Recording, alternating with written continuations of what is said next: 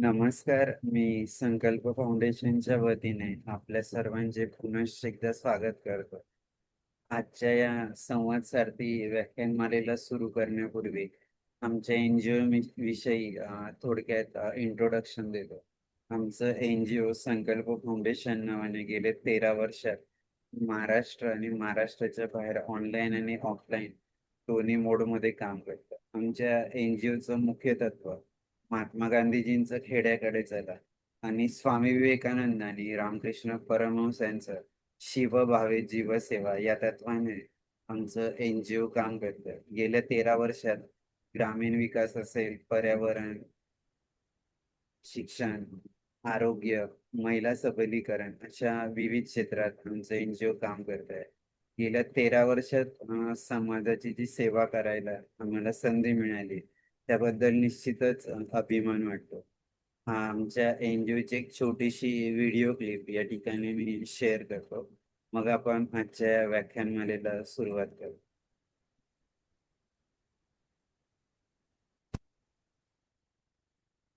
निर्माणों के पावन युग में हम चरित्र निर्माण न भूले, स्वार्थ साधना की आंधी में वसुधा का कल्याण न भूले। माना अगम गाध सिंधु है, संघर्षों का पार नहीं है, किंतु डूबना मझधारों में साहस को स्वीकार नहीं है। जटिल समस्या सुलझाने को नूतन अनुसंधान न भूले। निर्माणों के पावन युग में हम चरित्र निर्माण न भूले, स्वार्थ साधना की आंधी वसुधा का कल्याण न भूले। शील विनय आदर्श श्रेष्ठता तार बिना झंकार नहीं है। शिक्षा क्या स्वर साध सकेगी यदि नैतिक आधार नहीं है। कीर्ति कौमुदी की गरिमा में संस्कृति का सम्मान न भूले। निर्माणों के पावन युग में हम चरित्र निर्माण न भूले, स्वार्थ साधना की आंधी में वसुधा का कल्याण न भूले। आविष्कारों की कृतियों में यदि मानव का प्यार नहीं है, सुजनहीन विज्ञान व्यर्थ है। प्राणी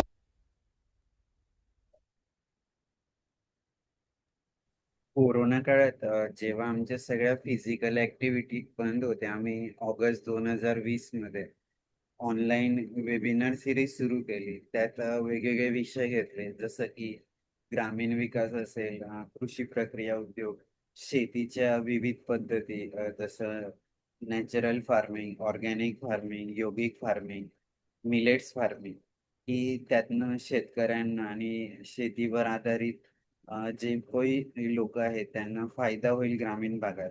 यासोबतच त्या संपूर्ण काळात मोबाईलची स्क्रीन असेल, टीव्हीची स्क्रीन असेल, कॉम्प्युटरची स्क्रीन असेल, त्याचा खूप वापर वाढलेला होता कोरोना काळात. त्यावर कसं कंट्रोल करायचं, त्यासाठी आम्ही विद्यार्थ्यांसाठी आणि त्यांच्या पालकांसाठी ऑनलाईन वेबिनार्स चं आयोजन केलं. यासोबतच आपले दैवत छत्रपती शिवाजी महाराज, डॉक्टर बाबासाहेब आंबेडकर, भगवान गौतम बुद्ध यांच्या चरित्रावर देखील आम्ही व्याख्यानाचे आयोजन केलं. यासोबत विश्वशांती असेल, जलसुरक्षा, महिला आरोग्य, अशा विविध सामाजिक आणि आरोग्य आणि पर्यावरण या विषयांवर आम्ही व्याख्यानमाला ठेवतो. आता का आपण ज्या उपकार वेबिनारसाठी नहीं है, जमलो आहोत, भौतिकता संवाद के सारथी, उत्थानों में जीवन का त्या संवाद सारथी वेबिनारसाठी जेव्हा आम्ही सुरुवात केली, तर ती सुरुवात करताना मी खूप लोकांशी चर्चा केली, की असा काही प्रकल्प आपल्याला सुरू करता येईल, की ज्यात संवाद होत असेल. आम्ही खूप लोकांशी चर्चा केली, वेगवेगळ्या तज्ञांशी चर्चा केली. त्यानंतर आमच्या मुख्य मार्गदर्शिका भावनाताई विस्तुते यांच्यासोबत चर्चा केल्यानंतर 15 ऑगस्ट 2022ला संवाद सारथी व्याख्यानमालेची सुरुवात केली. त्याचा जो मुख्य उद्देश होता, की जे पण डिफरंटली एबल अपंग व्यक्ती आहेत, तर त्यांच्या जीवनात त्यांना जीवन जगत असताना खूप साऱ्या समस्या असतात. रोज त्यांना इतके चॅलेंजेस असतात, की ते चॅलेंजेस स्वीकारून ते त्यांचं जीवन जगत असतात. मग हा त्यांचा जीवनातला संघर्ष किंवा जीवन जगत असताना त्यांच्यातल्या कमी ओळखून त्यावर ते कशी मात करतात. त्यासोबतच ते आपल्या जीवनातलं लाईफ बॅलन्सिंग कसं करतात, जीवन बॅलन्स करण्याचा कसा प्रयत्न करतात. यासोबतच ते जेव्हा शिक्षण घेत असताना किंवा कुटुंबात वावरत असताना, समाजात वावरत असताना, त्यांच्या व्यवसायाच्या ठिकाणी वावरत असताना, ते स्वतःला इतरांशी कसं जुळवून घेतात आणि हे सगळं करत असताना ते स्वतःला सिद्ध कसं करतात. म्हणजे आपल्या करिअरमध्ये, आपल्या शिक्षणामध्ये इतर सगळ्या अडचणींवर मात करत आपल्या स्वतःच्या इतरांसोबत जुळवून घेत कधी त्यांच्या पुढे, कधी त्यांच्या बरोबरीने ते कसं स्वतःला सिद्ध करतात, हे जाणून घेण्यासाठी आम्ही या व्याख्यानमालेची सुरुवात केली आणि निश्चितच आनंद होतो सांगताना, की प्रत्येक वेळेस इथं जे पण महानुभाव येतात, आम्हाला त्या प्रत्येकाकडून काही ना काही नवीन गोष्टी ऐकायला मिळतात, शिकायला मिळतात आणि ऑनलाईनच्या माध्यमातून ते निश्चितच आम्हाला इतर लोकांपर्यंत पोहोचवण्याची संधी मिळते. त्याबद्दल निश्चितच आम्हाला एन-जी-ओ म्हणून अभिमान वाटतो, की एक छोटंसं सेवा करण्याची संधी समाजाची आम्हाला मिळते आहे. मी जास्त वेळ न घेता आपले आजचे वक्ते राजकुमार पाटील सर यांचा परिचय करून देण्यासाठी अंजली मॅडमला विनंती करतो. आणि सर्व श्रोत्यांचे पुनश्च एकदा स्वागत करतो. अंजली मॅडम.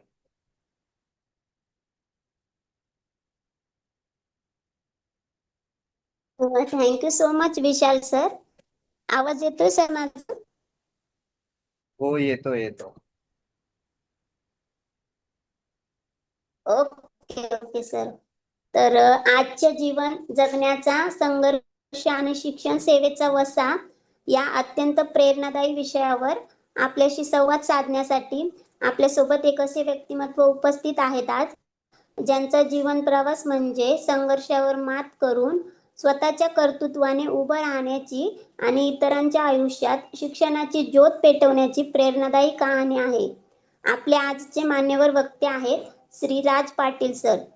राज पाटील सर हे 70% पॅराप्लेजिक दिव्यांगत्वावर मात करत आपल्या जिद्द, आत्मविश्वास आणि कर्तृत्वाच्या बळावर शिक्षण क्षेत्रात स्वतःची वेगळी ओळख निर्माण करणारे व्यक्तिमत्व आहेत. शैक्षणिक क्षेत्रातही त्यांची वाटचाल तितकीच उल्लेखनीय आहे. त्यांनी डबल MA आणि B.Ed अशी उच्च शैक्षणिक पात्रता संपादन केली आहे. आज ते पुण्यातील doctor SB group of schools चे संस्थापक म्हणून शिक्षण क्षेत्रात भरीव योगदान देखील देत आहेत. पण सरांची ओळख केवळ एक शिक्षण तज्ज्ञ किंवा संस्था चालक म्हणून नाही. शिक्षण हे केवळ व्यवसाय नसून समाज घडवण्याचे माध्यम आहे. या विचाराने त्यांनी अनेक विद्यार्थ्यांना शिक्षणासाठी दत्तक घेतले आणि त्यांच्या शिक्षणाची जबाबदारी स्वीकारली. त्यांच्या या सामाजिक बांधिलकीतून त्यांच्यातील संवेदनशील समाजसेवक आपल्याला दिसून येतो. त्यांना क्रिकेटची विशेष आवड आहे, तर प्रवासाची आणि नवनवीन अनुभव घेण्याची त्यांना विशेष हौस देखील आहे. त्यांच्या कार्याची दखल घेत त्यांना अनेक मानाचे पुरस्कार देखील प्राप्त झाले आहेत. त्यामध्ये आदर्श शिक्षक पुरस्कार, गुणवान शिक्षक पुरस्कार, आदर्श व्यक्तिमत्व पुरस्कार, कर्नाटकचा बसवेश्वर पुरस्कार, नरखेड रत्न पुरस्कार, बसवेश्वर राज्यस्तरीय पुरस्कार, तसंच सोलापूर कार्यवैभव पुरस्कार आणि भोजपूर भूषण पुरस्कार यांचा समावेश देखील आहे. आणि विशेष म्हणजे सर केवळ शिक्षण क्षेत्रात आणि समाजसेवेतच कार्यरत नाहीत, तर ते एक संवेदनशील लेखकही आहेत. त्यांच्या लेखणीतून साकारलेले उड्डाण कर्तृत्वाचे हे पुस्तक त्यांच्या विचारांची आणि अनुभवांची एक सुंदर अभिव्यक्ती आहे. खरं सांगायचं तर दिव्यांगत्व ही मर्यादा नसते, तर आपल्या जिद्दीची परीक्षा असते. हे आपल्या कृतीतून सिद्ध करणारे राज पाटील सर आज आपल्या सर्वांसोबत आहेत.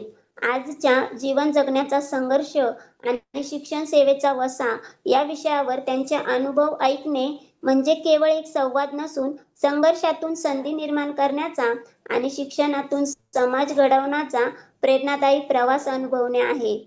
तर चला आपण सरांचं मनापासून स्वागत करूया. आपले आजचे मान्यवर वक्ते, शिक्षण तज्ज्ञ, समाजसेवक, लेखक आणि प्रेरणादायी व्यक्तिमत्व श्री राज पाटील सर यांचं. धन्यवाद सर. चालू करू सर. हो, स्वागत आहे सर आपलं. सुरुवात करा. धन्यवाद धन्यवाद. सर्वप्रथम जो पायाने चालतो तो फक्त अंतर कापतो, जो बुद्धीचा वापर करतो तोच यशस्वी होतो, ही माझी टॅगलाईन आहे आणि मी त्या पद्धतीने करतो. विशाल सर आणि संकल्प फाउंडेशन खरंच आपलं खूप खूप आभार आहे. माझे विचार समाजापर्यंत पोहोचवण्याचं एक कार्य आपण करत आहात आणि मला खरंच फार आनंद होतो आहे की आपण असा एक उपक्रम घेतला की त्यामध्ये आमच्यासारख्या लोकांचे विचार आपण समाजापर्यंत पोहोचवत आहात. माझ्यासारखी अनेक मंडळी आहे. मी आता अंजली मॅडमने खूप छानपणे माझं इंट्रोडक्शन करून दिलं. तर माझ्यासारखे अनेक लोक आहेत सर की ते घरी बसून आहेत, ते काही करू शकत नाहीत. तर अशा लोकांना थोडीशी प्रेरणा देण्याचं काम माझ्या माध्यमातून जर होत असेल तर ते खरंच माझं भाग्य असेल. आपण सर्वांना एक विनंती आहे की आपण सर्वांनी यातून जे चांगलं घेता येईल ते आपण सर्वांनी घ्यायचं आहे. की माणूस तुमच्याकडे जर बुद्धी असेल, पाय हे तुमचं फक्त साधन आहे. It's not heart, it's a part of life. पाय तुमचे फक्त पार्ट आहेत. तुमची बुद्धी जर चांगली असेल तर तुम्ही समाजात काय करू शकता, तुम्ही समाजापुढे एक चांगलं उदाहरण देऊ शकता. याची एक प्रेरणादायी कहाणी आहे, मी तुम्हाला सांगत आहे. आपण सुरुवात लहानपणापासून करूया. म्हणजे तुम्हाला इतिहासही माहीत झाला पाहिजे, पाठीमागच्या काही गोष्टी माहीत झाल्या पाहिजे. मी सोलापूर जिल्ह्यातील मोहोळ तालुक्यातील नरखेड या गावचं आहे. एक छोटंसं गाव आहे. आई वडील माझे दोघेही अशिक्षित शेतकरी होते, परंतु मला त्यांचा अभिमान आहे मला, कारण का त्यांनी मला इथपर्यंत आणलं. 7वी 8वी पर्यंत शिक्षण माझं गावीच झालं. 10वीला म्हणजे मी ज्या गावात राहत होतो तिथून एक 5 किलोमीटर होतं आमचं गाव होतं. त्या गावामध्ये 10वी झाली माझी. 11वी 12वी माझी सोलापूरला झाली, सोलापूरचे हरिभाई देवकरण. त्याच्यानंतर माझं कॉलेज संगमेश्वर कॉलेज सोलापूर येथे झाले. पोस्ट ग्रॅज्युएशनला मी पुण्यामध्ये आलो. पुणे विद्यापीठात माझे MA इन जिओग्राफी झालं, पुणे विद्यापीठातील विद्यापीठ ब्रांचमध्ये. या काळामध्ये काही गोष्टी आपल्याला सांगाव्याशा वाटतात की हा जो काळ होता अतिशय गरीब परिस्थिती. मला वाटतं शिक्षणासाठी आई आमची दुसऱ्याच्या दारात जाऊन बसायची आणि पैसे नसायचं तर व्याजाने पैसे काढावं लागायचं. तर ह्या गोष्टी तुम्हाला सांगण्याचं तात्पर्य एवढं आहे की वेळ कोणाची राहत नसते. प्रत्येकाची वेळ बदल, प्रत्येकाचा टाइम येत असतो आणि तिथून व्याजाने आम्ही 5% व्याजाने पैसे आणायचं आणि माझ्या शिक्षणासाठी घालायचं. असं करत उत्कृष्ट पद्धतीने मी माझं पोस्ट ग्रॅज्युएट कम्प्लीट केलं. पोस्ट ग्रॅज्युएट कम्प्लीट करताना म्हणजे घरी एवढी अशिक्षितपणा होता, सांगायचं तात्पर्य म्हणलं की मी पुण्यामध्ये शिकायला होतो. एक एक्झाम्पल सांगायचं म्हटलं, आणि सिटी बसचं तिकीट असतं. ते तिकीट माझं एकदा मी गावी गेलं त्यावेळेस माझ्या खिशात राहिलं. तर ते माझ्या आईने 3 महिने जपून ठेवलं होतं. तिला वाटलं की रेग्युलर तिकीट वेगळं असतं आणि ते तिकीट वेगळं होतं. तर तिला वाटलं की माझ्या मुलाचं काहीतरी महत्वाचं असेल. म्हणजे इथून आईचं प्रेमही आपल्याला यातून दिसून येतं. तशा पद्धतीने माझं MA झालं पुणे विद्यापीठातून. त्याच्यानंतर माझं BEd सातारा इथं झालं. चांगल्या मार्काने पास झालो. खूप छान पद्धतीने चाललेलं होतं. त्याच्यानंतर आता जॉब करायला पाहिजे.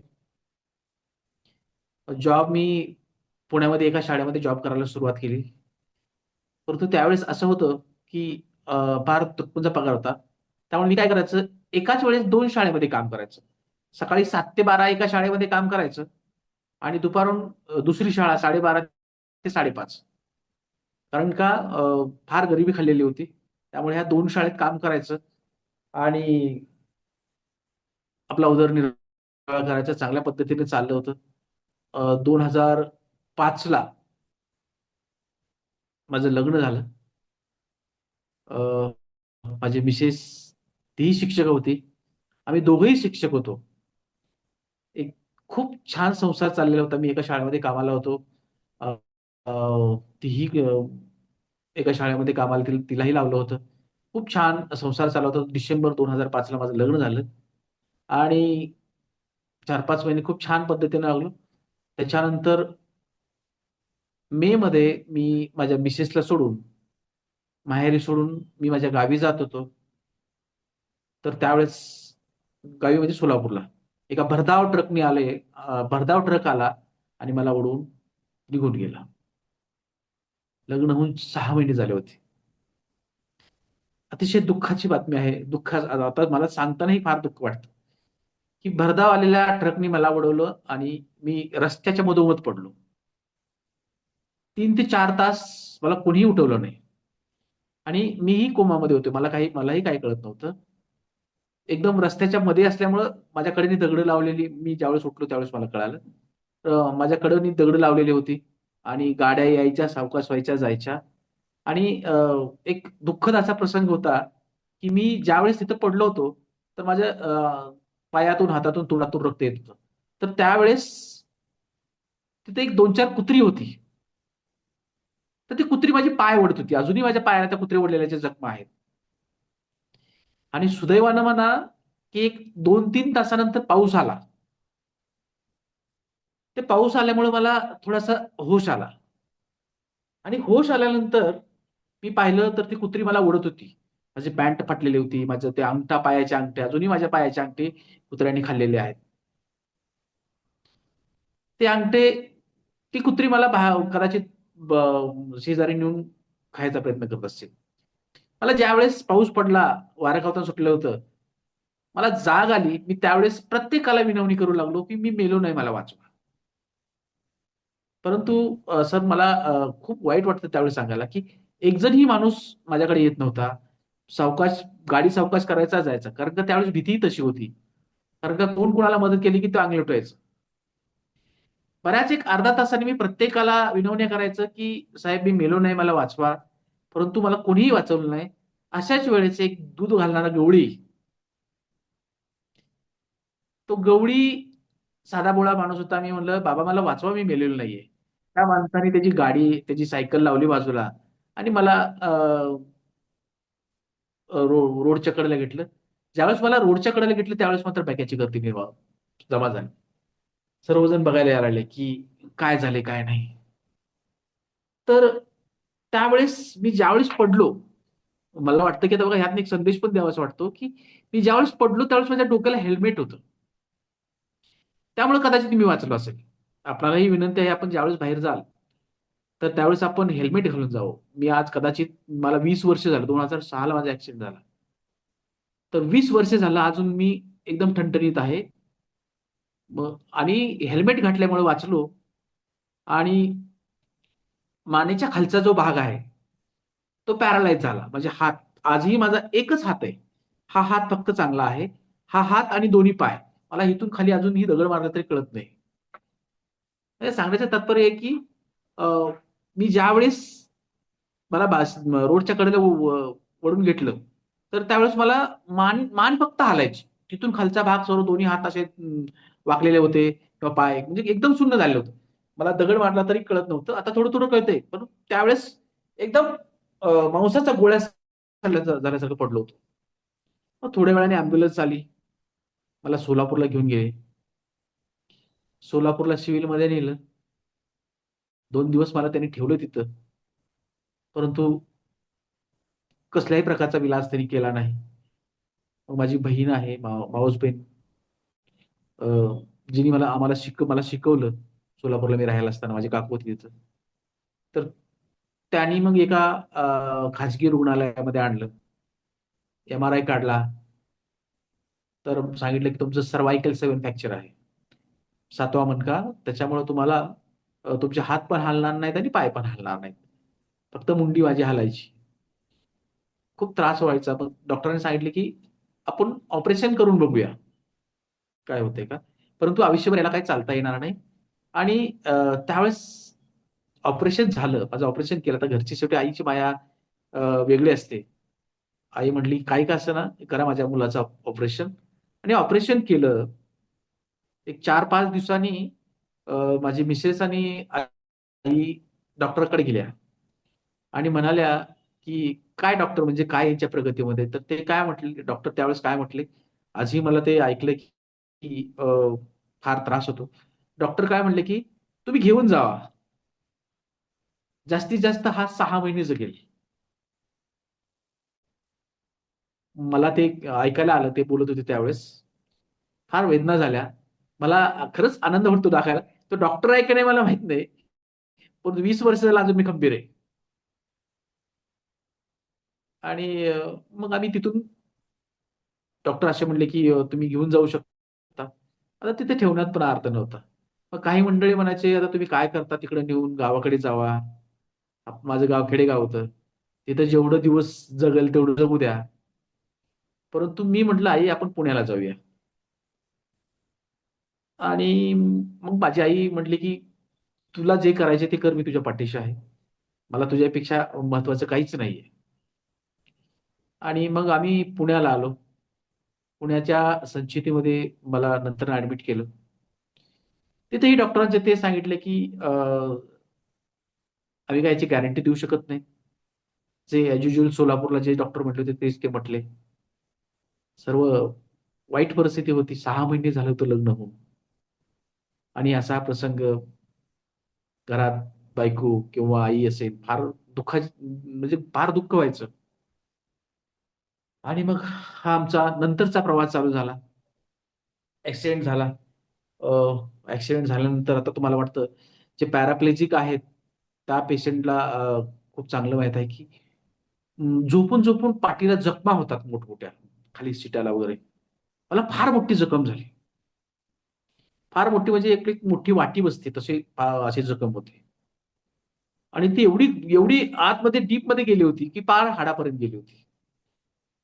आता ते भरणं फार कठीण असतं. कारण का 12 महिने 24 तास झोपून असतो आम्ही. आणि सुदैवाने त्याचं ऑपरेशन केलं आम्ही आणि सुदैवाने माझी ती जखम भरून आली. म्हणजे भाग्यवान आहे मी, की शक्यतो ह्या जखमा लवकर भरत नाही. माझी ही जखम भरून आली आणि अशातच माझी मिसेस प्रेग्नंट होती. आता तिला पण इथं माझे एकट्याचे हाल होते. तिला इथं ठेवून चालणार नव्हतं. म्हणून मग तिला मी माहेरी पाठवलं. जा ना तिला. तिला माहेरी पाठवलं आणि माहेरी पाठवल्यानंतर मग ती तिकडे राहिली. मग माझा आणि आईचा, आमच्या दोघांचा संघर्षमय प्रवास चालू झाला. हा एवढा विचित्र होता, एवढा म्हणजे आता ते आठवलं तरी मला कसं तरी होतंय, की आम्ही एका फ्लॅटमध्ये राहायचो 2 बीएचकेच्या. त्या मालकाने म्हटलं, "आता हा माणूस तर काय कामाचा नाही, तर भाडं तर कसं देणार?" आणि बरोबर होतं, की त्या मालकाने आम्हाला तिथून काढलं. आम्ही 2 बीएचकेच्या घरातून आम्ही एका सिंगल 9 बाय 10च्या रूममध्ये आलो. पत्र्याची रूम होती. भोसरीमध्ये इथे मी राहायला पुण्यामध्ये भोसरीमध्ये होतो. त्या 9 बाय 10च्या रूममध्ये आम्ही आलो आणि त्या रूममध्ये आमचा प्रवास आणि पैसे नसायचे. दाढी वाढलेली असायची. लोक मला त्यावेळेस अक्षरशः भीक द्यायचे. ₹1, ₹2 मी चौकात बसलेलं असायचं. म्हणजे तेही post graduate, double post graduate Pune विद्यापीठातून असलेला विद्यार्थी. लोकं मला भीक द्यायची. ₹1, ₹2. नाईलाज होता त्यावेळेस आपण काही करू शकत नव्हतो. कारण का माझी परिस्थिती तशी होती. माझी आई काय करायची, सकाळी 8 वाजता उठायची, मला चहा-पाव घालायची. म्हणजे चहा-पाव घालायची आणि एक जणाची तर धुणं-भांडी करायला जायची. त्यांची खानावळ होती. तर भांडी धुवायला जायची. आणि तिथलं जे राहिलेलं अन्न असायचं, बघा परिस्थिती कशी येते माणसाला. राहिलेलं जे अन्न असायचं, अ, ते अन्न घेऊन यायची आणि आम्ही ते खायचं. आणि नंतर ना 4 वाजता पुन्हा मला ते चहा घालायची, चहा पाजायची आणि रस्त्यावर बसवून जायची. आणि रस्त्यावर ज्यावेळेस मी बसायचो, तर त्यावेळेस लोकं मला भीक द्यायची. फार वेदना व्हायच्या. एवढा शिकलेला पोरगा, परंतु परंतु नाईलाज होता. त्याच्यातच आम्हाला अशी एक बातमी कळाली, की इंदोर नावाचं एक गाव आहे मध्य प्रदेशमध्ये. तर तिथं याचा इलाज होतो. म्हणजे पॅराप्लेजिक पेशंटचा. भाषा वाईट असते.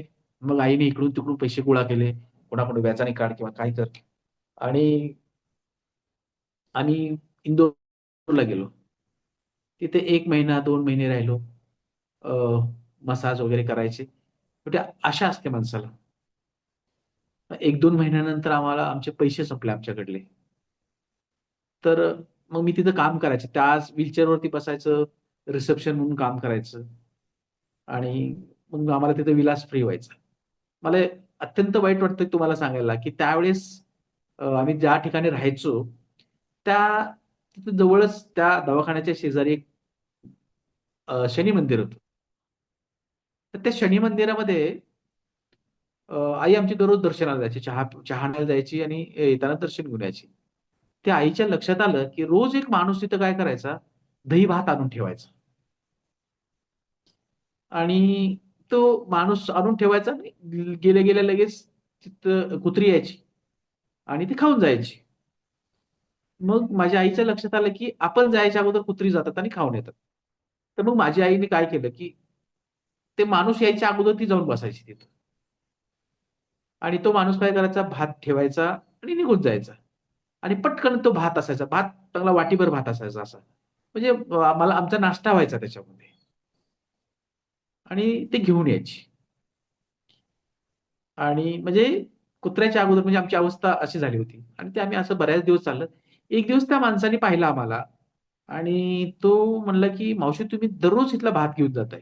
काय?"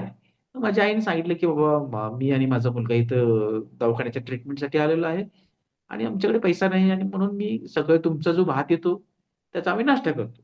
तर त्या भल्या माणसाने आम्हाला त्याच्यानंतर सलग 2 महिने तो 2 ठिकाणी भात आणायचा. आणि एक आम्हाला द्यायचा आणि तिथं शनी मंदिराला ठेवायचं. हे सांगण्याचं तात्पर्य की परिस्थिती कशी येते. ते झालं मग 2-3 महिने राहिलो. तिथे काही आम्हाला काही फरक पडला नाही. मग आम्ही पुण्यामध्ये आलो आणि पुन्हा आपला आहे तो संघर्ष चालू झाला, की रोज आई कामाला जायची दुसऱ्याच्या इथं हे करायचं. परंतु तो काळ होता. त्या काळामध्ये माझे एक मित्र आहेत. डॉक्टर संदीप बाजेबाकरे आता पुण्याचे डी आहेत. तर त्यांनी माझं एक ऑपरेशन केलं. आणि त्यामुळं मला माझ्या पाठीचा कणा थोडासा त्यात ताकद आली. मला बसता येत नव्हतं आणि मला थोडंसं बरं वाटायला. म्हणजे काय म्हणतात, की माणसाच्या रूपात देव कसा येतो ना, म्हणजे आम्ही त्यांना विठ्ठल म्हणतो, डॉक्टर संदीप आचरेकर यांना. तर त्यांनी काय केलं, की त्यांच्या एका मित्राने कमांड हॉस्पिटलच्या माध्यमातून माझं ऑपरेशन झालं आणि मला थोडं बरं वाटायला लागलं. मग त्यांनी डॉक्टर संदीप बाजेबाकर यांनी मला सांगितलं होतं, की "राज तू आयुष्यभर बसून खा. मी तुला आयुष्यभर सांभाळेन." आणि ते वाक्य एवढं एनर्जेटिक होतं माझ्यासाठी. रिअलमध्ये माणसाने म्हणतात ना, की "भिवू नको मी तुझ्या पाठीशी आहे." खरंच त्या पद्धतीचं झालं होतं. त्यांनी मला सांगितलं, की "राज तू आयुष्यभर बसून खा, मी तुझ्या पाठीशी आहे." तर त्यावेळेस मला असं वाटलं, की माझा आता खाण्याचा-पिण्याचा प्रश्न मिटलेला आहे. त्यामुळे मला एवढं बळ आलं होतं. मग आणि खरंच 3-4 वर्ष सरांनी मला माझं राशन असेल, माझं घरभाडं असेल, माझा बाकीचा जो बी खर्च असेल, मेडिसिनचा खर्च असेल, तर हे सर्व दिलं.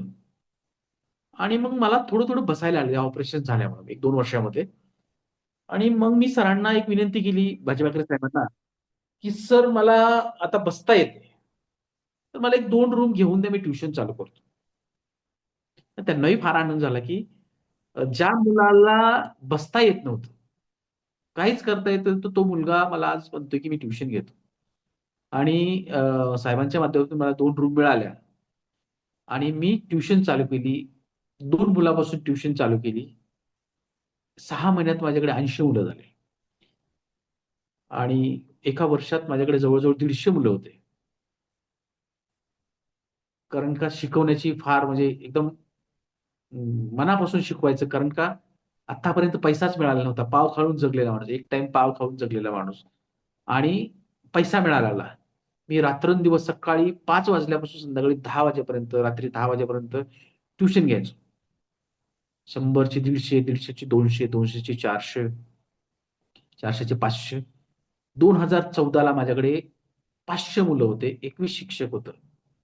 सकाळी 5 वाजता एकदा क्लासला बसायचं, तर संध्याकाळी 10 वाजेपर्यंत मध्ये 1 तासभराचे 2 ब्रेक असायचे. कारण का ज्याच्याकडे काहीच नव्हतं, त्याच्याकडे पैसा यायला लागला आणि खूप चांगलं चाललं माझं. आणि मग त्यावेळेस मी एक गाडी घेतली. मला सांगण्याचं तात्पर्य की जो पायाने चालतो तो फक्त अंतर कापतो. तो बुद्धीचा वापर करतो तो यशस्वी होतो. आणि माझ्याकडे पैसा आला. मला जेवढा पाहिजे तेवढा मग पैसा आला. मग मी गाडी घेतली. आता गाडी चालवायची कशी? तर ते सर्व हातात करून मी नेटवरती सर्च केलं होतं. तर ते हाताने गाडी चालवायची. म्हणजे 2012ला मी गाडी घेतली. आणि 2012 पासून मी गाडी चालवतोय. आजही मी फोर व्हीलर चालवतो. साऊथ इंडिया असेल, नॉर्थ इंडिया असेल. एका वेळेस 4,500-5,000 किलोमीटर मी स्वतः ड्राईव्ह केलेला आहे. इच्छाशक्ती असेल की बऱ्याच गोष्टी होतात. आणि अशा करून मग मी गाडी घेतली. क्लासेस चांगले चालायला लागले. आम्ही तोपर्यंत मिसेसला आणलं नव्हतं. मग मिसेस म्हटलं की आता मी पण येते. आणि मग त्या आल्या. श्रेया माझी मुलगी श्रेया एक 4-5 वर्षाची झाली होती. मग आम्ही दोघंही एकत्र आलो आणि दोघांनी क्लास घ्यायला सुरुवात केली. मी एकटा घ्यायचो अगोदर आणि ती आल्यानंतर तिचा इंग्लिश सब्जेक्ट होता. मग दोघांनी खूप चांगल्या पद्धतीने क्लास घेतला. 2013-14 पर्यंत खूप मोठ्या पद्धतीने श्रेया क्लासेस नावाने क्लासेस चालू केले. शिकवण्याची तळमळ होती. दोघंही आम्ही जिद्दी होतो. त्यामुळं अर्थार्जन होऊ लागलं. आता ट्युशनमध्ये कसं असतं, की माझ्यापेक्षा चांगला शिकवणारा कोणतरी येत असतो. त्याच्यात म्हणजे माझ्यापेक्षा अजून कोणतरी चांगला आला तर माझा क्लास बंद होण्याचा. तर मी शाळा सुरू करण्याचा विचार घेतला 2014ला. तर मग शाळा सुरू करायची तर आपण कुणाच्या नावाने करायची? माझा पहिला जन्म मला माझ्या आईने दिला होता आणि दुसरा जन्म जो दिला होता, ते माझे मित्र डॉक्टर संदीप भाजीपाखरे यांनी दिला होता. तर मी विचार केला आणि मी म्हटलं, की "सर मला शाळा टाकायची आहे. मला शाळेला तुमचं नाव द्यायचं आहे." मग आता साहेब माझे समवयस्क, आम्ही दोघे क्लासमेट.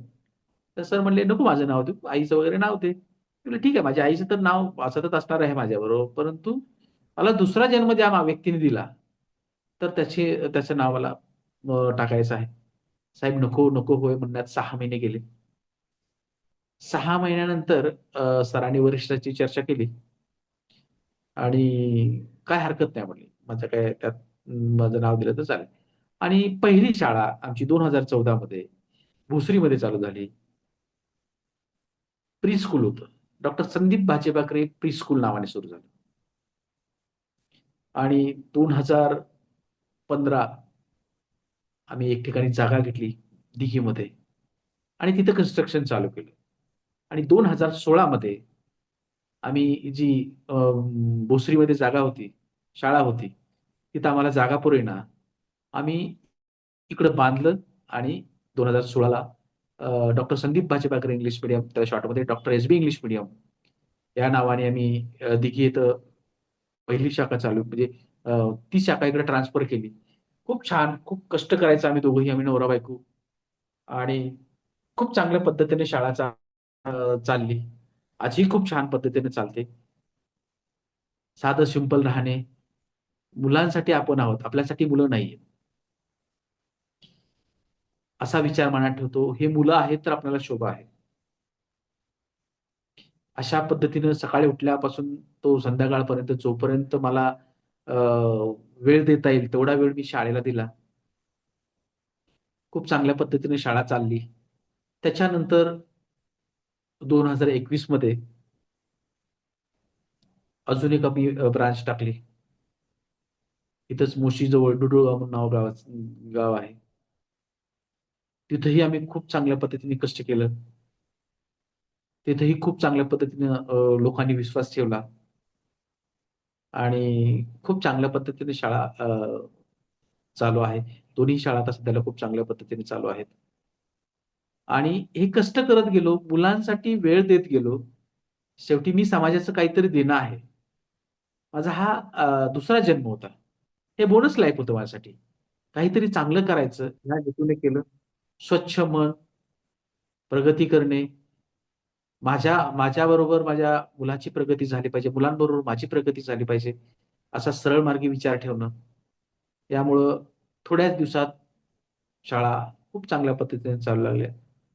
नाममात्र फीस घेऊन, जिथं गरिबांना, माझ्यासारख्या सामान्य लोकांना परवडेल एवढी फीस घेऊन आपण ही शाळा चालू केली आहे.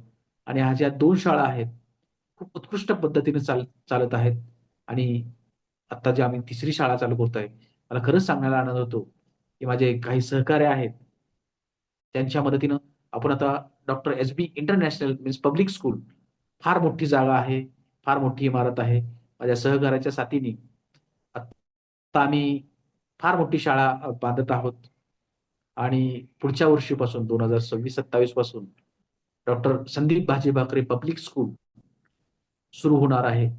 5 मजली इमारत आहे 8 गुंठ्यातली आणि जवळ-जवळ 50 गुंठे जागा आहे. आणि लवकरच आपण ते आपल्या सेवेत आणत आहोत. माझा एक असा उद्देश आहे, की गरिबांना पण शिक्षण मिळालं पाहिजे. त्यासाठी आपल्या ह्या 2 शाळा आहेत. ज्यांना वाटतं बाबा मोठी जागा असली पाहिजे किंवा शिक्षण चांगल्या पद्धतीने मिळालं पाहिजे, तर त्यांनाही म्हणजे कोणताही व्यक्ती माझ्याकडे आला, कोणताही विद्यार्थी माझ्याकडे आला, तर तो माघारी नाही गेला पाहिजे. हा उद्देश आपण ठेवलेला आहे आणि याच्या माध्यमातून आपण हे एक काम करत आहोत. माझ्याकडे जवळ-जवळ 50 एक शिक्षक आहेत आणि अ, बाकी नॉन टीचिंग स्टाफ आहे. खूप छान आहे. मी घरातल्यासारखं सर्वांना वागवतो. कारण का माझ्याकडेच काही नव्हतं. ते आज मला देवाने एवढं दिलेलं आहे. सांगण्याचं तात्पर्य एवढं की जी एक संदेश मला द्यावासा वाटतो. जे माझ्यासारखे पॅराप्लेजिक आहेत, क्वाड्रप्लेजिक आहेत किंवा जे अपंग आहेत किंवा जे नैराश्य झालेले आहेत, निराश झालेले आहेत, अशा व्यक्तींना माझा एक संदेश आहे, की कृपया आपण निराश होऊ नये. जीवनात संघर्ष असतोच. माझ्यासारखा 2 पाय आणि 1 हात नसलेला माणूस जर एवढं करू शकतो, तर तुम्ही का नाही करू शकत? तुमच्याकडे बुद्धी आहे. तुमचे हात-पाय एक पार्ट आहे. म्हणूनच म्हणतो मी, की जो पायाने चालतो, तो फक्त अंतर कापतो. जो बुद्धीचा वापर करतो, तोच यशस्वी होतो. आणि मला अभिमान आहे, की मी समाजासाठी काहीतरी करू शकलो. मला 20 वर्ष झालं मी हँडिकॅप आहे. मी सर्व गोष्टी करतो. मी गाडी चालवतो, मी मॅनेजमेंट बघतो, मी माझं कन्स्ट्रक्शन चालू आहे ते बघतो. विशेष म्हणजे आता माझी जी श्रेया आहे, ती ज्यावेळेस माझा ॲक्सिडेंट झाला त्यावेळेस जन्मलेली नव्हती. आज ती डॉक्टर आहे. म्हणजे एम-बी-बी-एसला तिचा नंबर लागलेला आहे फ्री ऑफ कॉस्ट.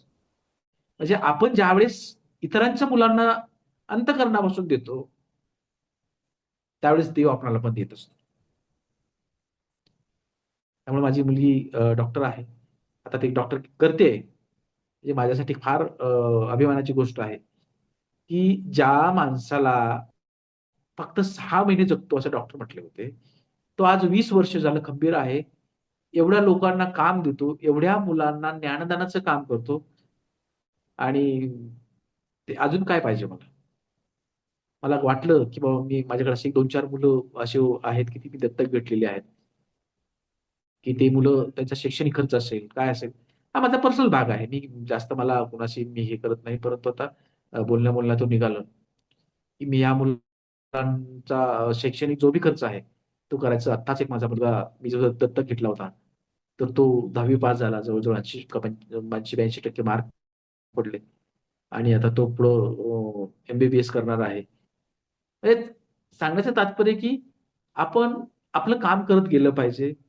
फळ देणं हे देवाचं काम आहे आणि आपल्या सर्वांना ही विनंती आहे, की एखादा एल-आय-सीचा हप्ता गेला, बाकी काहीतरी टेन्शन आहे. छोट्या-छोट्या गोष्टीतनं आपण निराश नाही व्हायला पाहिजे. आपण आत्महत्या वगैरे सारखा प्रकार नाही आपण आपण हे केला पाहिजे. जे पण जीवन दिलेलं आहे ते फार सुंदर आहे. आपल्याला ते जगता आलं पाहिजे आणि मी ते जगतो आहे. आपणही असंच जगावं. नैराश्य हे येतच असतं. त्याचा सामना कसा करायचा हे आपण ठरवायचं असतं. जीवन खूप सुंदर आहे. तुम्हाला ते जगता आलं पाहिजे. मला वाटतं माझा जेवढा बी प्रवास आहे मी सांगितलेला आहे. आता जी नवीन स्कूल आहे, तेही लवकरच चालू होईल आणि याच्यानंतर मला वाटतं विशाल सर आपण अजून एकदा एखादा संवाद घेऊया आणि काय-काय करतो आम्ही, त्या सर्व गोष्टी आपण सांगूया. धन्यवाद सर. धन्यवाद सर. खूप खूप सलाम तुमच्या कार्याला. अ, एवढं सगळं अडथळे असताना म्हणजे स्वतःला अगदी शांत ठेवून या लेवल पर्यंत घेऊन जाणं आणि अगदी स्वतःला सिद्ध करणे, खरोखर तुमच्या कार्याला सलाम. सर, या संपूर्ण जीवन प्रवासात म्हणजे तुमच्या जन्मापासून आतापर्यंत तुमच्या जीवनातला सर्वोच्च आनंदाचा क्षण कुठला, की जो कधी विसरू शकाल नाही? तर मी पडलो होतो, मी दवाखान्यात होतो आणि मला मुलगी झाली होती. म्हणजे आता मृत्यूच्या दारात असताना एक आनंदाची गोष्ट जी घडते, तर ती गोष्ट म्हणजे माझी मुलगी झाली त्यावेळेस मला फार आनंद झाला. खूपच छान. सर, जसं आनंद आहे, तसं तुमच्या जीवनात असा कुठला तरी पेनफुल क्षण, की जो कधी विसरू शकत नाही. मग तो एकतर तुमच्या फिजिकली असेल, मेंटली असेल किंवा इमोशनली असेल, की तो कधी विसरला नाही जाऊ शकत. तर असा क्षण मला बऱ्याच दिवस झाला आला नव्हता. परंतु मी कारण का मला ती अ, सहन करण्याची शक्ती आली होती.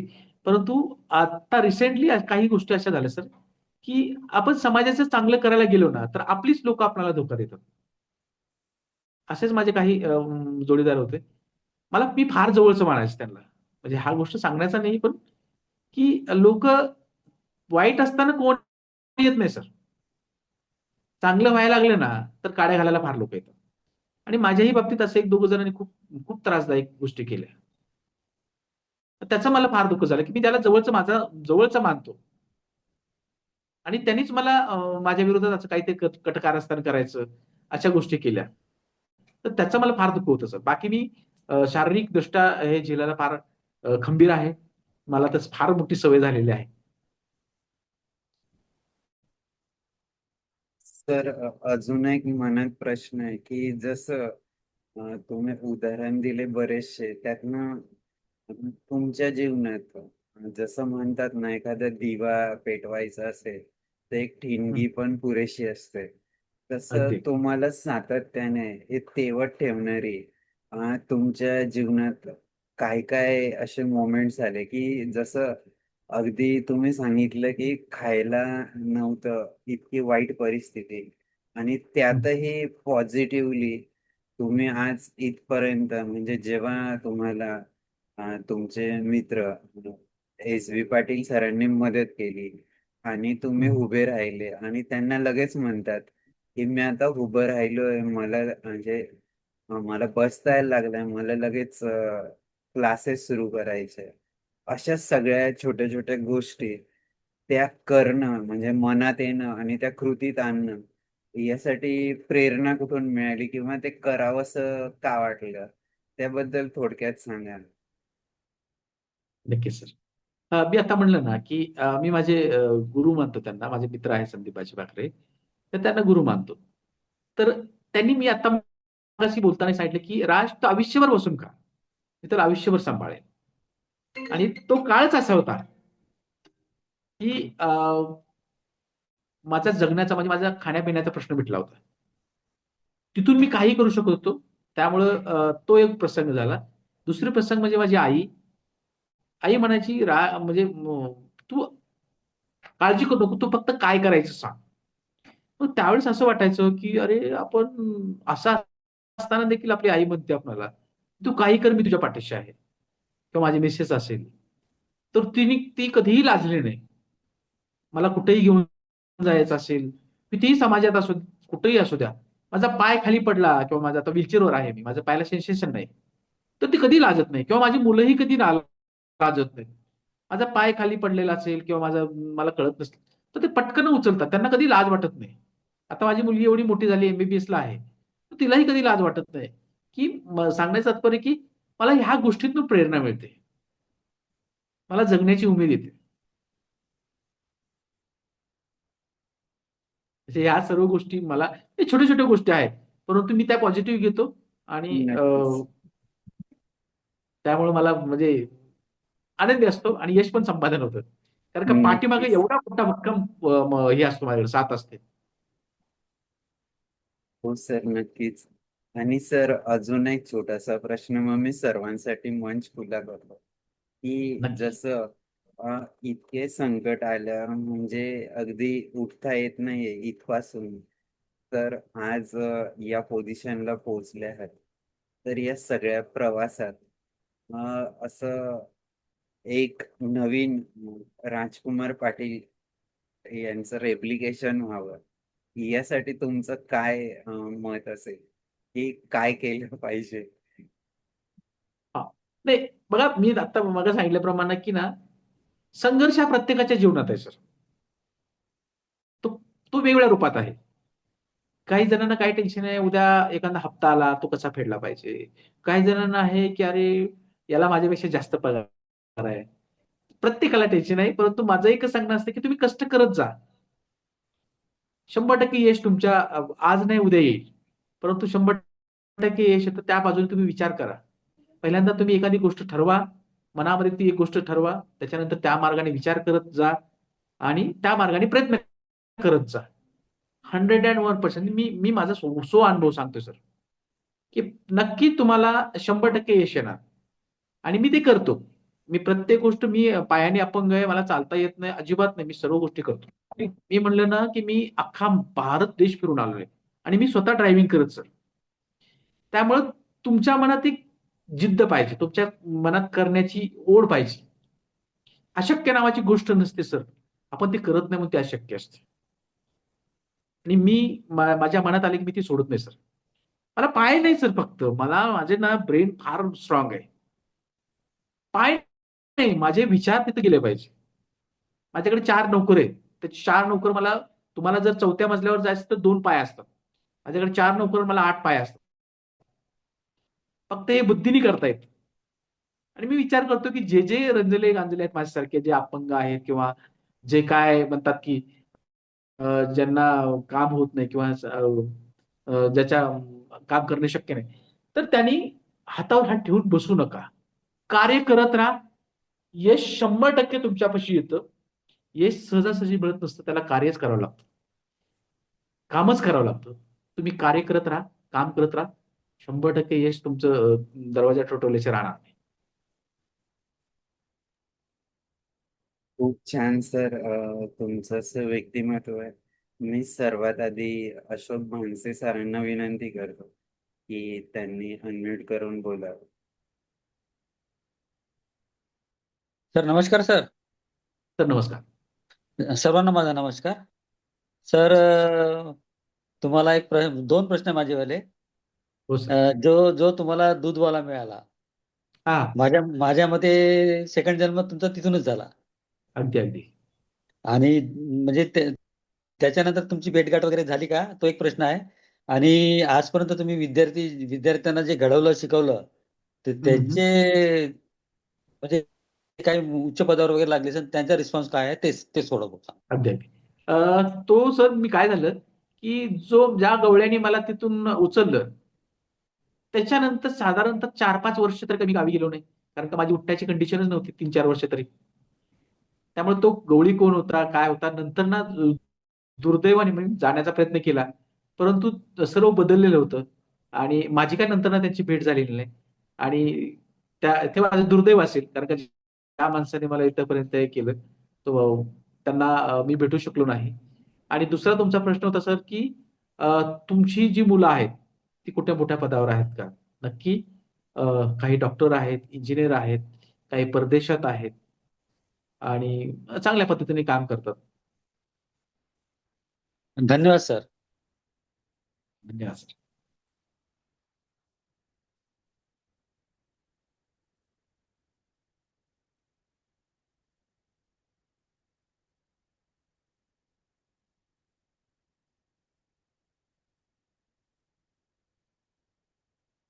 तर आहे प्रश्न कोणाचा?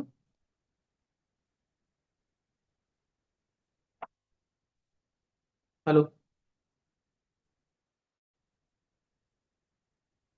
Doctor Sunita Pawar madam.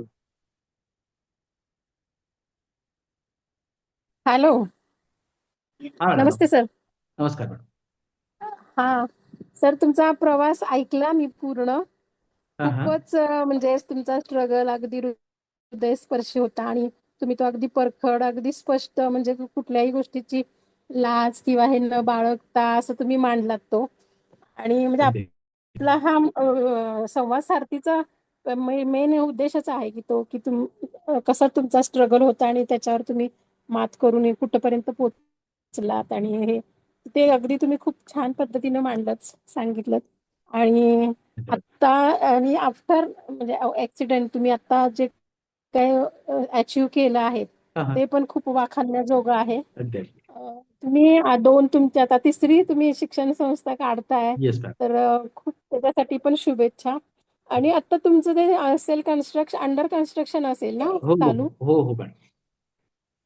मग एक सजेशन होतं सर, बोला की ना. आता तुम्ही स्पायनल कॉर्ड इंजुरी आहात बरोबर. आणि मी मी माझी ओळख सांगते, मी डॉक्टर सुनीता पवार. हा हा मी इकडं गणपतीपुळेच्या मालगुण म्हणून एक गाव आहे, तिथे मेडिकल ऑफिसर म्हणून प्राथमिक आरोग्य केंद्रात जॉब करते. ओके.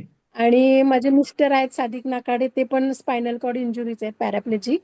अरे वा. आणि रत्नागिरीला ते एक संस्था चालवतात, RSP बर फाउंडेशन म्हणून. बर आणि मी कोल्हापूरच्या नसीमा हुरजुक ज्या आहे त्यांच्याबरोबर हेल्पर्स ऑफ द हँडिकॅप मध्ये 13 वर्ष बर बर मेडिकल ऑफिसर आणि केअरटेकर म्हणून जॉब केलेला आहे. बर तर मला आणि एक म्हणजे त्यावेळेस खूप आमच्याकडे पण विद्यार्थी असायचे, त्यांना पण खूप प्रॉब्लेम्स यायचे पुढच्या शिक्षणासाठी वगैरे. अगदी. तुम्ही जर आता हे बांधत आहात, हा तर तुमच्या डोक्यात तर असतीलच काही कल्पना, तरी पण एक की आता 5 मजली बिल्डिंग आहे, तर तुमचं लिफ्ट असणारच आहे. बरोबर. तर फक्त लिफ्ट पर्यंत जायला कुठं पायरी नको, की हम्म. व्हीलचेअर बाहून सहज जाईल अशी एक असावी. बर दुसरं की ग्राउंड फ्लोअरला हँडिकॅपसाठी, व्हीलचेअर बाउंडसाठी एक कमोड आणि साईड बार वगैरे लावलेलं असं एक बाथरूम म्हणजे वॉशरूम असावं, की तिथं जरी हँडिकॅप कोणी आलं शिक्षण घ्यायला की त्याला काही अडचण येऊ नये. मॅडम आपण ना रॅम्प, रेलिंग वगैरे ह्या तर तुम्ही ऍक्सेसरीज ज्या हँडिकॅप फ्री आहे ते करून घ्यालच, त्यात काही वाद नाही. मॅडम आता काय झालं तर बोलू हा एक म्हणजे बोला बोला सर. लिफ्ट तर कंपल्सरी आता CBSE ला कंपल्सरी केलेलं आहे. आणि हो मुलींसाठी म्हणजे कमोड आहे. PWD साठी स्पेशल मुलींसाठी टॉयलेट आहे, मुलांसाठी टॉयलेट आहे. म्हणजे आता मीच हँडिकॅप असल्यामुळे ह्या सर्व सुविधा आणि बरोबर CBSE बरोबर. चे नॉर्म्स आहेत मॅडम. ह्या हा गोष्टी हा. कंपल्सरी करायच्याच आहेत, त्याशिवाय आपल्याला अप्लिकेशन भेटत नाही. हो नाही, आमच्या इथे एक मुलगी होती आता डॉक्टर झाली, डॉक्टर अश्विनी माने म्हणून, आता बरं. पॅथॉलॉजिस्ट आहे ती ॲस्ट्राधारला, कोल्हापूर. ओके. पण तिला तो खूप प्रॉब्लेम यायचा, 2 मजले चढायला उतरायला लागायचं खास टॉयलेट बाथरूमसाठी. आणि ती कॅलिपर घालून वगैरे चालायची, तिला पण खूप जखमा व्हायच्या वगैरे असं. हो हो हो. त्यामुळं म्हटलं एक सजेशन होतच, म्हणजे तुम्ही आता त्याच्यावरती करालच काम, त्याचं हे नाही. 100% आहे आणि पण त्यांनी केलेलं आहे मॅडम. अं, लिफ्ट पण आहे आणि बरोबर. मुलांसाठी आणि मुलींसाठी जे आपले PWD चे म्हणजे अपंगाचे हँडिकॅपचे हे असतात. म्हणजे ती शाळा म्हणजे काय असणार आहे, तिथं काय काय एज्युकेशन? मॅम नर्सरी ते 12वी ओके CBSEचं एज्युकेशन असणार आहे. अच्छा हा अच्छा. हा म्हणजे बरं. पहिलीपासून ते 12वी पर्यंत मुलांना आजकाल नीट वगैरे JEE असेल तर साधारणतः जास्त खर्च करावा लागतो. तर आपण असा प्रयत्न केलेला आहे की बऱ्याच गोष्टी आपण तिथे देऊ शकतो. म्हणजे मला जेवढं देता येईल तेवढं छान पद्धतीने देण्याचं किंवा अ, माझा हा विचार आहे तिथं. ओके. आणि तुम्ही जे बेडसोर होता तुम्हाला, तो आता पूर्ण झाला कव्हर? पूर्ण झालं मॅडम. काय झालं माझं ऑपरेशन झालं आणि ओके. त्याच्यानंतर मग स्किन दुसरीकडे स्किन, स्किन काढून बसवली. हा ग्राफ्टिंग केलं, स्किन त्यामुळे ग्राफ्टिंग हो, मसल. हो, हो. आता मी फार जपतो शरीराला. हो खाली हो नाही, स्किन ग्राफ्टिंग, मसल ग्राफ्टिंग जेव्हा होतं ना, तेव्हा हं. पुन्हा कधी पण होण्याचे चान्सेस जरा जास्त असतात, त्यामुळे काळजी घ्या. हो, हो. नाही मी काय करतो, सतत पाण्याची गादी मी खाली व्हीलचेअरवर ठेवतो किंवा गाडीत बर. असेल तर माझ्याकडे ते खाली फॅन असतात सीटाच्या खाली. हम्म. पाण्यावर बसतो आणि ते राउंड सीट ठेवतो ट्यूबसारखं आणि त्याच्यावरून खाली ती हा हवा येते. फॅन असतात खाली. सीटाला माझ्या फॅन आहे बरं त्या गाडीच्या सीटाला. बरं म्हणजे हा थोडंसं वेगळं केलंय, म्हणजे असं त्यामुळे काय होतं की जखमा वगैरे होण्याचं होत नाहीत. हा ना तुम्ही ऍक्टिव्ह राहायला आणि मदत होते त्याच्यामुळे. आणि मी दिवसभर काम करतो मॅडम, दिवसभर जाता 12 तास तरी काम करतो. सकाळी एकदा घरून निघाले की या शाळेत त्या शाळेत त्या शाळेत कन्स्ट्रक्शन लाईन कडे असं सर्वीकडे जातो फिरतो. मला ते आवड आहे. आणि नाही खरंच सर कौतुक आहे, तुम्ही खूप छान डेव्हलप केलं स्वतःला. घरी इकडे कधी येता का रत्नागिरी साईडला? हा येतो ना, गणपतीपुळ्याला वगैरे असतो मॅम. हा आलात की या नक्की. 100% येतो. इथं आमचं होमस्टे आहे ते हँडिकॅप फ्रीच आहे. क्या बात कमोड आहे. वगैरे सगळ्या गोष्टी राहण्यासाठी तुम्ही कधी पण इकडे आलात तरी काही नक्की अडचण नाही. नक्की नक्की मॅम नक्की. विथ फॅमिली किंवा मित्रांबरोबर कसंही नाही आलात तरी फॅमिली काही बरोबर येत प्रॉब्लेम. असतो जास्त. हा हा हा हा. ठीक आहे सर, खूप खूप शुभेच्छा पुढच्या तुमच्या कारकिर्दीला. धन्यवाद मॅम धन्यवाद. हा ओके ओके थँक्यू सर. धन्यवाद doctor Sunita madam. Okay sir. Dipti Joshiji, त्यानंतर वन प्लस नावाने कोण जॉईन आहे, रेडमी नावाने आणि एकाने तर संकल्प 186च लिहिलंय. आपलं नाव सांगा प्लीज आणि अनम्यूट करून. रेडमी सुनंदा रक्षे, आपण अनम्यूट करून बोलावं. सर तुमची मुलगी पण आहे वाटतं, श्रेया. हो हो असेल. हा. हं. तर श्रेया तुम्ही पण अनम्यूट करून बोलावं. कारण आमचा उद्देश हाच आहे की संवाद घडला पाहिजे. तर प्रत्येकाने प्लीज अनम्यूट करून बोललं तर संवाद जरा चांगला होईल. तर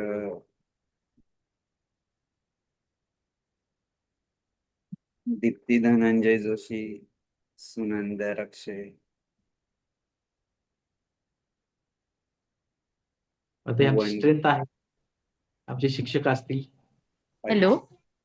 हा बोला बोला दीप्ती नमस्कार मॅडम. सर, मी सरांच्या शाळेत काम करते शिक्षिका म्हणून. अच्छा. आणि मी खरंच सरांच्या हे जे कर्तृत्व आहे याच्यावर खरंच मला खूप आनंद झालेला आहे. आज सरांचं इतकं सगळं प्रेज होतं आणि ह्या गोष्टी सर खरंच डिझर्व करतात या सगळ्या गोष्टी.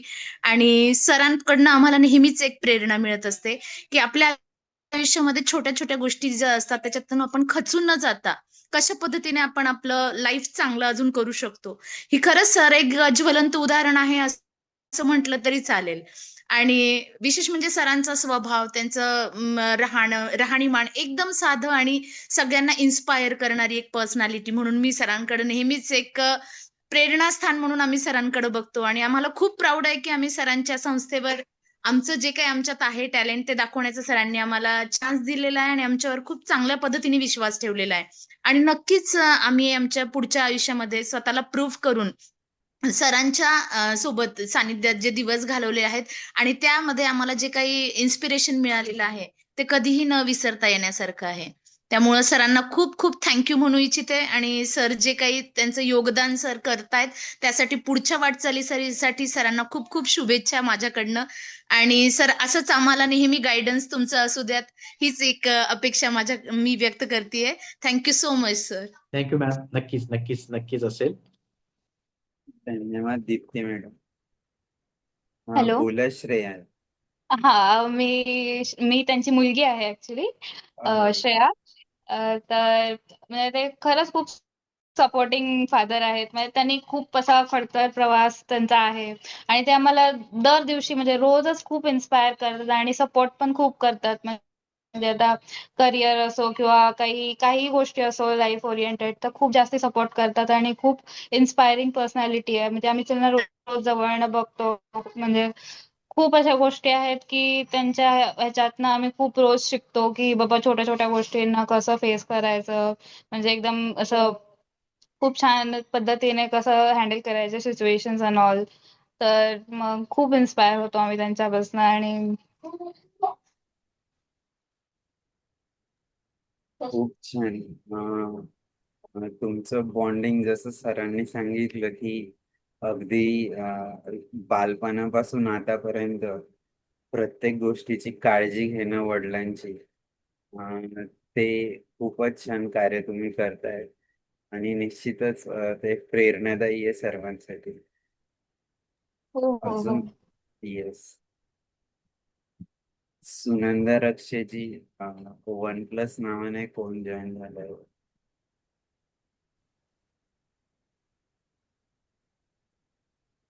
ती अनम्यूट नाही करत आहे.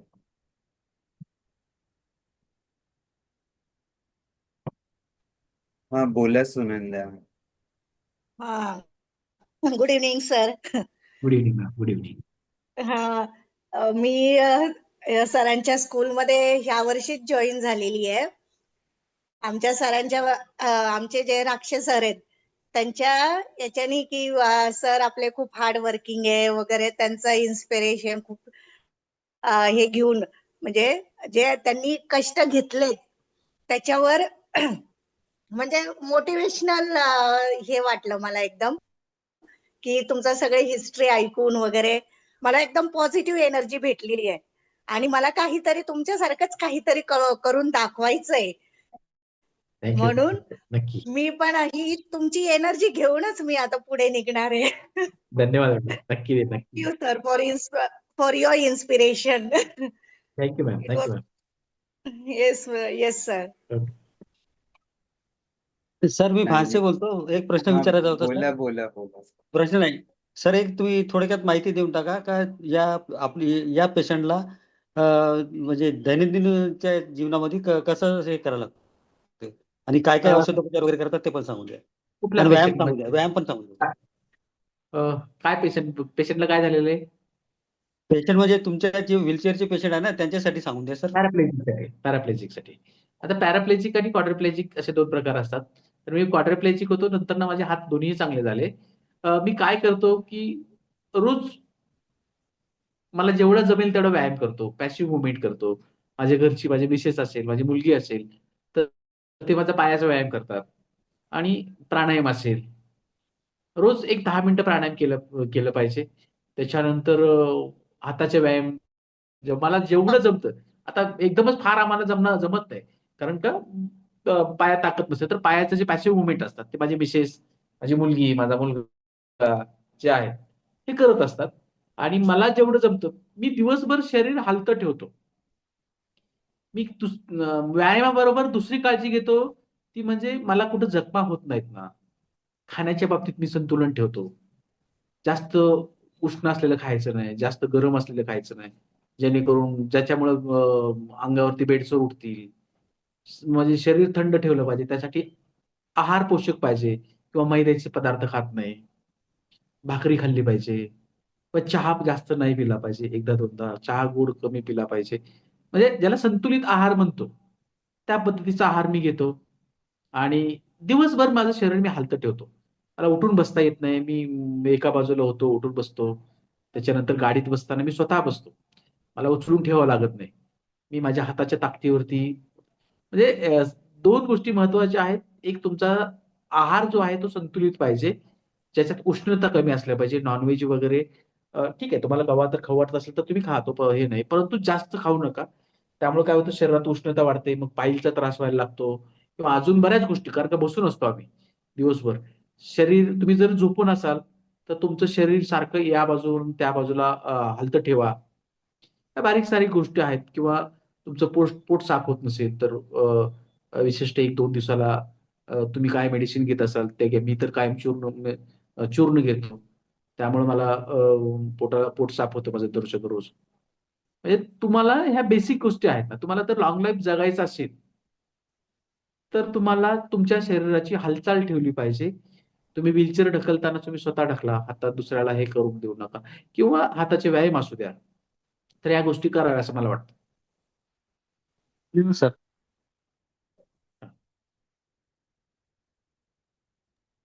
धन्यवाद बांसे सर. वन प्लस नावाने जे आहे ते बोलत नाहीये. निश्चितच राजकुमार सर, तुमचा जीवन प्रवास, जीवन संघर्ष आणि अगदी शांत आणि संयम ठेवून प्रत्येक गोष्टीत एक एक स्टेप पुढे करत करत आज म्हणजे जसं तुम्ही उदाहरण दिलं की 2-3 मुलांपासून सुरुवात करून ट्युशनला आज 3 शाळांपर्यंत प्रवास येऊन थांबलाय. आणि तो अजूनही म्हणजे थांबलेला नाहीये. तो प्रगतीतच आहे. वाढता आलेख आहे. तर खरोखर हे सगळं सातत्य आणि प्रत्येक वेळेस एक एक पाऊल पुढे जात आणि तुम्ही तर अगदी छान उदाहरण दिलं की चालण्यासाठी पायाची गरज नसते. ते बुद्धीने आपण खूप पुढे जाऊ शकतो स्वतः आणि आपल्या सोबतच्या सर्वांना घेऊन जाऊ शकतो. खरोखर तुमचं व्यक्तिमत्व अगदी प्रेरणादायी. जी कोणी लोकं हे Facebook लाईव्ह बघताय, नंतर YouTubeला बघतील, त्यांना निश्चितच यातनं एक नवीन प्रेरणा मिळेल. कारण अगदी नॉर्मल लोकं पण त्यांना छोटे-छोटे प्रॉब्लेम आले की ते अगदी त्यांना टेन्शन येतं. तुम्हाला इतके सगळे अडचणी आल्यावर त्यावर मात करत इथपर्यंत पोहोचणं म्हणजे अगदी अन्नाची वानवापासून तर जगायचं कसं इथपर्यंत, त्या सगळ्यावर मात करत तुम्ही जगून दाखवलं. जगतायत. तुम्ही स्वतःला सिद्ध केलं, की नाही, की मी पण एक अ, वेगळं असं कार्य करू शकतो आणि ते तुम्ही करून दाखवलं आणि निश्चितच अजून भरपूर टप्पे तुम्ही गाठणार. त्याबद्दल तुम्हाला खूप खूप शुभेच्छा. जगात सर्वांसाठी एक छोटासा संदेश द्यावा. मग आपण एका छोट्याशा प्रार्थनेच्या सत्संगाची सांगता करूया. मी तुम्हाला विनंती करतो एक छोटासा संदेश सर्वांसाठी. तुम्ही जसं म्हणतात, की जीवन कसं जगलं पाहिजे, तर त्या बाबतीत एक छोटासा संदेश द्या. नक्कीच. नक्कीच. मगाच मी म्हटलं ना, की जीवन फार सुंदर आहे. तुम्हाला ते जगता आलं पाहिजे. संकट तर सर्वांनाच येतात. ज्याला संकटातनं मार्ग काढता येतो तोच यशस्वी होतो. तुम्हाला मार्ग काढता आला पाहिजे. टेन्शन आलं, एखादा संकट आलं, की खचून न जाता, की त्यातनं तुम्हाला मार्ग कसा काढता येईल, त्याचा विचार करा. संकट आलंय म्हणून घाबरून जाऊ नका. 100% तुम्हाला यश मिळेल, ज्यावेळेस तुम्ही संकटातनं मार्ग काढायला शिकाल. आणि धीर धरा. एखादी गोष्ट तुमच्यावर फार मोठं संकट आलं, तर लगेच शेवट नसतो. त्याच्यात पण तुम्हाला मार्ग शोधता आला पाहिजे. आणि तुम्ही जर मार्ग शोधला, तर 100% त्या मार्गाचा तुम्हाला फायदा होतो आणि तुम्ही यशस्वी व्हायला त्याचा फायदा होतो. मी एवढं सांगेन, की संकटं आली, लगेच घाबरून जाऊ नका. कारण का डर के आगे जीत है. ज्यावेळेस एखादं संकट येत असतं, त्याच्या पलीकडे गेले की तुम्हाला ते संकट फार छोटं वाटायला लागतं. येऊ द्या संकट. संकट येण्यासाठीच असतं. संकटातनं बऱ्याच गोष्टी शिकायला मिळतात. तर तशा तुम्ही गोष्टी शिकाव्या आणि संकटाला घाबरून खचून न जाता आयुष्यात यशस्वी व्हावं. एवढीच मी माझ्याकडून तुम्हाला माझ्याकडून संदेश देतो. जगात संकटं फार असतात, परंतु जो सोडवतो तो पुढे जातो. धन्यवाद सर. धन्यवाद सर. आम्ही आमचे संकल्प फाउंडेशन आणि संवाद सारथी परिवाराकडून तुमचे ऋण व्यक्त करतो. आपण पुढेही धन्यवाद. संवादात राहूया आणि जेव्हा जेव्हा नक्की. तुम्हाला आम्ही बोलवू संवादासाठी, तर निश्चितच तुम्ही कायम या संवादात राहाल यासाठी नक्की. अजून लोकांना अपेक्षा प्रेरणा मिळावी करतो. काहीतरी करत राहू. Yes sir. आपण चालेल. एका छोट्याशा प्रार्थनेने आजच्या या कार्यक्रमाची सांगता करूया. ठीक आहे. सर्वे भवन्तु सुखिनः, सर्वे सन्तु निरामयाः, सर्वे भद्राणि पश्यन्तु, मा कश्चित् दुःखभाग् भवेत्. ॐ शान्ति शान्ति शान्तिः. ॐ मैत्री मैत्री मैत्रीः. ॐ विश्वमानवपर्व उत्क्रांतीः. ॐ खूप खूप शुभेच्छा सर्वांना. आणि सगळ्या श्रोत्यांचे पुनश्च एकदा आभार, की त्यांनी इतका वेळ शांततेत आणि संयमाने ऐकून घेतलं. आपण पुनश्च एकदा पुढच्या एपिसोडला भेटूया. नवीन पुष्प गुंफण्यासाठी जे महानुभाव येतील त्यांच्याकडून प्रेरणा घेऊन आपल्या जीवनातील अडथळ्यांवर मात करत पुढे जाऊया, ऊर्जा घेऊया. खूप खूप धन्यवाद सगळ्यांचे. धन्यवाद. नमस्कार.